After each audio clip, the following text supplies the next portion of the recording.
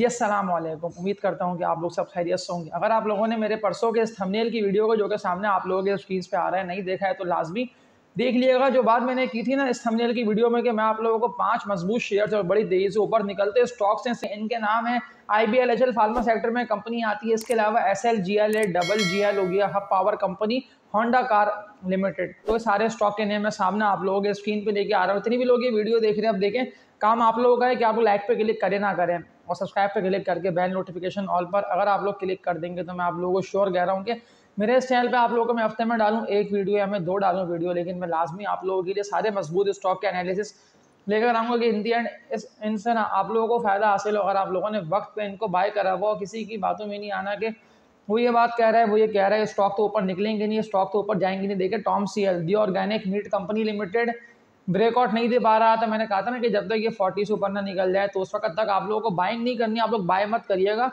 हाँ, pharma sector का CD pharma जैसे ही इसने 91 रुपये का ब्रेकआउट दिया, मैंने कहा था ना कि 97-98 रुपये तक पे वन टाइम सेल करके निकल जाना बनता है। मेरे इस चैनल में पिछली वीडियोस भी मौजूद है, लेकिन लॉन्ग टर्म इन्वेस्टर्स को मैंने कहा था कि आप लोग होल्ड करके रखिए। देखिए जब कचरा शेयर्स चल रहे हैं तो ये तो फिर भी अर्निंग वाली कंपनी का स्टॉक है और ना अपकमिंग यानी कि जो इसका रिजल्ट आने वाला है इसमें मुमकिन है कि सीडी फार्मा ना डिविडेंड बल्कि पॉसिबिलिटी है उनके डी रेगुलेशन पे चल रही है कंपनी और अब अर्निंग ज़बरदस्त बड़ी हैं, प्रॉफिट्स कंपनी को ना अच्छे हुए हैं। तो ये तो मैंने फार्मा सेक्टर के सीडी फार्मा की बात कर ली कि आप लोगों को इसको बेचना नहीं है। हाँ, नफ़े में आप लोगों का है बड़ा प्रॉफिट, जैसे कि 82-83-85 रुपये का पड़ा है तो बेच दें, फिर भी आप लोगों को ना अच्छे नफ़े में ये सेल होगा। अब पहली कंपनी की बात कर लेता हूँ तो IBLHL से बात का आगाज़ कर लेता हूँ। पाँचों एवरग्रीन कंपनीज़ के स्टॉक से IBLHL फार्मा सेक्टर में कंपनी आती है। सारे फार्मा के स्टॉक्स चले हैं लेकिन IBLHL ने नहीं चला है। 62 रुपये 55 पैसे पे लास्ट डे भी ट्रेडिंग करता रहा, लेकिन रेटों को सस्टेन करने की ये पूरी कोशिश कर रहा है और ये जैसे ही ऊपर निकलेगा तो ये ना सबसे पहले तो अपने 60 रुपये से लेकर ना 72 रुपये तक के रेजिस्टेंस एरिया पे आके टकराएगा और इससे ऊपर निकल नहीं पाएगा। लेकिन अगर 70 रुपये से ऊपर पे ट्रेडिंग करना इसने स्टार्ट कर दी ना विद वॉल्यूम्स IBLHL ने, तो फिर ये आप लोगों को 70 से ऊपर यानी कि 74-75 रुपये तक पे इसका बनता है। एक रेजिस्टेंस एरिया 75 रुपये तक पे शो हो रहा है मुझे, तो 74-75 रुपये तक पे भारी रेजिस्टेंस एरिया है, ये हो सकता है यहाँ पे आके हिट करे IBLHL। और अगर ये इस पर ट्रेड कर गया ना विद वॉल्यूम्स तो फिर आप लोगों को मजीद इससे भी ना ऊपर निकलता दिखाई देगा। तो बाय कॉल इसकी इंटैक्ट टारगेट्स ना माइंड में रखें इसके कि ये आप लोगों को ना अच्छे नफ़े दे के जाएगा और ये कहाँ तक जा सकता है। तो इसके लिए ना इसको इस रेजिस्टेंस एरिया पे 74-75 पर ट्रेड कर लेना ज़रूरी है और फिर इससे ऊपर निकलते हुए ना IBLHL को ना यहाँ तक भी पहुँचना यानी कि 90-92 रुपये तक भी बहुत ज़रूरी है। 90-92 तक ये पहुँच गया तो फिर आप लोगों को सीधा 100 रुपये का ब्रेकआउट देगा, इससे ऊपर निकलता दिखाई देगा। तो पहली बाय कॉल इंटैक्ट है, इसकी वर्किंग करके आप लोग इस कंपनी के स्टॉक में एंट्री मारिएगा। SLGL देंगे secure logistics group limited, transport के सेक्टर में कंपनी आती है। बाय कॉल तो मैंने आप लोगों को काफ़ी दिन पहले इसकी दी थी, लेकिन उस वक्त तो ये ना ब्रेकआउट दे रहा था, ये ना रुक के ट्रेड कर रहा था 15-16 रुपये के रेट पे, लेकिन देखिए 16 रुपये से ये आप लोगों को ऑलमोस्ट लास्ट ईयर 18 रुपये तक निकलता दिखाई दिया और ज़बरदस्त क्लोजिंग इसने दी है और 2 करोड़ से ज़ायद के अच्छे वॉल्यूम इसमें बने हैं, जनरेट हुए हैं। बस इसको ना अपने इस रेजिस्टेंस एरिया पे जाके हिट करना और ट्रेड कर लेना बहुत ज़रूरी है, जो कि SLGL का बनता है 18.5 रुपये तक का। 18 रुपये 50 पैसे, 18 रुपये 30 पैसे पे ना रेजिस्टेंस एरिया है यहाँ पे सेलिंग कि जब जा रहा है तब दिखने में आ रही है और 18 से ऊपर ये सस्टेन नहीं कर पाता, फिर प्रॉफिट टेकिंग की वजह से वॉल्यूम लगते हैं और गिरता चला जाता है। लेकिन आज से मुराद मेरा जुम्मे को है, जुम्मे के दिन जिस तरह ये स्टॉक आप लोगों को ऊपर निकलता है यानी कि 17.5 रुपये से ऊपर 17 रुपये 80-90 पैसे तक ये चला गया था और इसका जो है ना अपर कैप वो था इसका 18 रुपये 23 पैसे पर, लेकिन अपर कैप लगा नहीं, फिर भी वॉल्यूम इसमें अच्छे लगे हैं और 1 रुपये से ऊपर का गेन इसने देके ना क्लोजिंग दे दी है। तो बाय कॉल इसकी भी इंटैक्ट है। WGL का क्या करें, WGL कितना नीचे आ सकता है, 24 रुपये तक तो ये आ गया।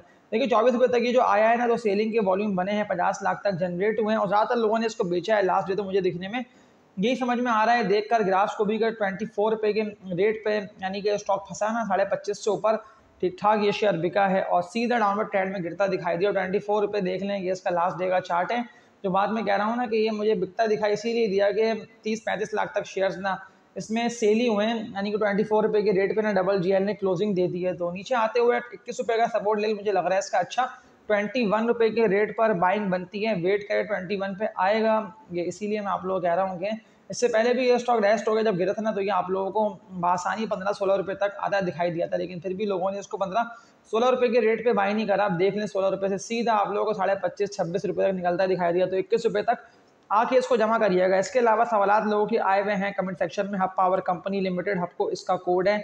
आपको देखिए लॉन्ग टर्म के वाले से मैं क्यों रेकमेंड कर रहा था साल पहले भी, उनके साल पहले भी ज़्यादातर न्यूज़ थी ऐसी नेगेटिव के स्टॉक ना फिर गिरे पे गिरे जा रहा था, और गिरने के बाद से अपने रेट को, अपने लेवल को सस्टेन कराएं, और कहाँ तक गिरता हुआ 100 रुपये तक भी ये ब्रेक कर चुका था, और 100 रुपये से देख लें आज को 160 रुपये पे है ये। तो 60 रुपये का प्रॉफिट आप लोगों को साल लगा, लेकिन अच्छा हो रहा होगा इस कंपनी के स्टॉक में। अगर आप लोगों ने 105, 103, 102 रुपये का भी बाय करा हुआ होगा, करंट रेट्स पर बाइंग बनती है, लेकिन फिर आप लोग कम से कम ना होल्डिंग टाइम पीरियड 6 महीने तक का रखना होगा। 6 महीने 8 महीने तक का ना होल्डिंग टाइम पीरियड माइंड में रख के आप लोग काम करिएगा। अब एच कार के सवालात आए हुए हैं, तो इसके एनालिसिस देख के आज की इस वीडियो का एंड कर देता हूँ। होंडा कार देखें बढ़ी नहीं पा रहा, ना 300 रुपये से ऊपर ये सही तरीके से जा पाता है, और एक घूम फिर के आप लोगों को देख ले उन्हीं रेटों पे आगे दिखाई दे रहा है, ट्रेड करता है 290 292 रुपये के रेट पे, लेकिन थोड़ा बहुत ये रिवर्सल ले रहा है, और रिवर्सल लेता हुआ ये ऊपर निकल तो रहा है। लेकिन इसको जब तक इस रेट से ऊपर ना क्लोजिंग दे देना, जो कि इसका बनता है रेस्ट एरिया 320 रुपये से ऊपर का, 330 रुपये तक का, 330 के रेट पे क्लोजिंग दे दें होंडा कार, ऐसा इसका कोड है, तो फिर तब आप लोग न्यू बाइंग करिएगा।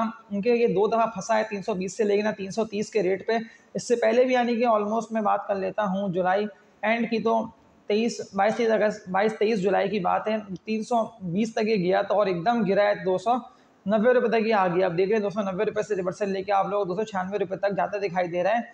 वेट करें जब तक क्लोजिंग ना दे दे 320 के रेट पे, तब तक न्यू बाइंग मत करिएगा। 330 से ऊपर निकलता है दिखाई दे 330 से, तो फिर तब आप लोग इसमें एंट्री मारने का सोचिएगा। तो आज की इस वीडियो में इतना ही। पूरी वर्किंग करके ग्राफ्स को देख के और समझ के मैंने आप लोगों को इन 5 शेयर्स के, इनके नेम सामने आप लोगों के स्क्रीन पे लिखे हुए आ रहे हैं ना, इनकी मैंने बाय कॉल दी है, क्योंकि मार्केट में जो है ना इस वक्त वही कमाएगा कि जो सही तरीके से ना मार्केट को समझेगा, लोअर रेट पे स्टॉक को जमा करेगा, एकोमुलेट करेगा। ये 5 स्टॉक ना मैंने आप लोगों को दिखाया इसीलिए, क्योंकि पूरी वर्किंग करके ना लेवल को और ग्राफ को देखकर समझकर मैंने आप लोगों को वक्त पे देखो स्टॉक को कहा ना कि आप लोग वक्त पे बेच भी दिया करो।